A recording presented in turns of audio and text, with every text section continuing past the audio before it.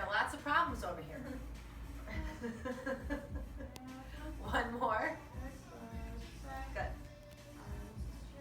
Okay, other side you can do it, but we're just gonna go flip right onto our stomachs. And you're gonna put right here above the elbows.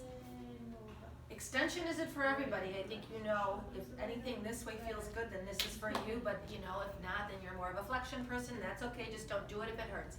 Inhale, roll it up. There. Exhale, see, nice peach under the chin. She's not knocking her head back. She's pulling from the belly. She's not overarching in here. Good, squeeze the tush. Inhale, especially if you're sitting at a desk all day long, you really need to do this exercise and open yourself up. One more. Good. From here, sit back and stretch.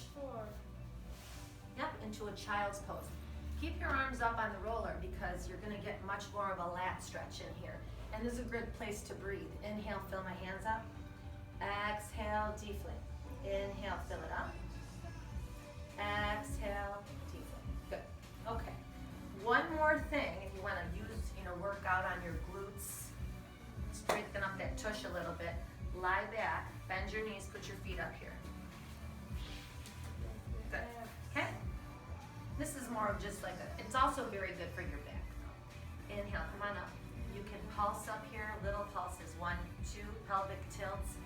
Very good for your body. Come rolling it down, then you can take your feet, separate them, turn your feet out and continue on. Go up, yeah, pull that belly and ribcage in. Never overextend and hyperextend at back. Roll it down. You could do knees in, up.